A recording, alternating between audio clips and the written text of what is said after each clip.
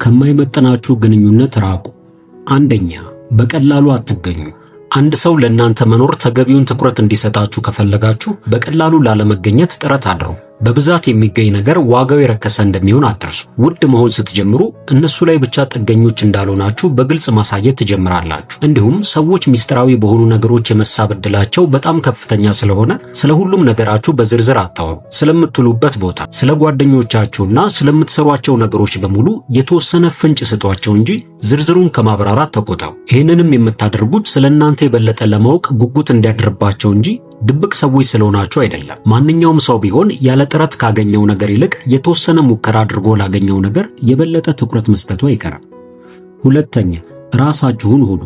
መቼም ቢሆን ያልሆናችሁትን መስላችሁ ለመገኘት በፍጹም አትሞክሩ። በሕይወታችሁ ሙሉ በሙሉ ደስተኞች መሆናችሁንና ሁሌም ቢሆን ራሳችሁን ለማሻሻል ጥረት እንደምታደርጉ ብቻ አሳዩአቸው። በዚህ ጊዜም የበለጠ ስለእናንተ ለማወቅ ጥረት ማድረጋቸውን ይቀጥላሉ። ግንኙነታችሁ በእናንተ ፍላጎት ላይ ብቻ የተመሰረተ ሳይሆን የሁለታችሁንም እኩል ጥረት የሚያንጸባርቅ እንዲሆን አድርጉ። እንዲሁም በተቻለ መጠን አብራችሁ የምታሳልፏቸውን ጊዜያቶች ውብና አስደሳች ለማድረግ የተቻላችሁን ያህል ሞክሩ። አብሮነታችሁን ለማጠናከርም በመካከላችሁ የጓደኝነትን መንፈስ ፍጠሩ።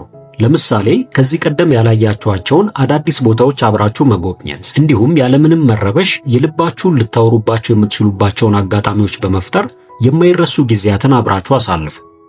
ሶስተኛ፣ የውሳኔ ሰው ሁኑ። መቼም ቢሆን ማድረግ የሚኖርባችሁ ነገር የማይመጥናችሁ ግንኙነት ውስጥ መሆናችሁ ከተሰማችሁ ምን አይነት እርምጃ መውሰድ እንዳለባችሁ ቆም ብላችሁ ለማስተዋል መሞከር። ለግንኙነታችሁ ማማር ከምትችሉት በላይ ከፍተኛ የሆነ ጥረት አድርጋችኋል። በምላሹ ግን ተገቢ የሆነ ዋጋን እያገኛችሁ አይደለም። ይህም ቀስ በቀስ ደስታችሁን እየቀማችሁ ነው። የእውነት የሚወዷችሁ ሰዎች ይህ ስሜት እናንተ ላይ እንዲፈጠር በፍጹም ፈቃደኞች አይደሉም። ስለሆነም የተለያዩ ጉዳዮችን በጥንቃቄ ከመረመራችሁ በኋላ የሚሰሟችሁን ስሜቶች ወረቀት ላይ አስፍሩና ከስሜታዊነት በጸዳ መልኩ በጥልቀት ተመልከቱት። በመጨረሻም ተገቢ ነው ያላችሁትን ውሳኔ በድፍረት ወስኑ። አንዴ ቆርጣችሁ የወሰናችሁትን ውሳኔም በፍጹም በተለያዩ ሁኔታዎች ለመሻር እንዳትሞክሩ። ይህንን ማድረጋችሁ በዚህ ሕይወት መላልሳችሁ እንድትጎዱ ራሳችሁ ላይ እንደመፍረድ ይቆጠራል።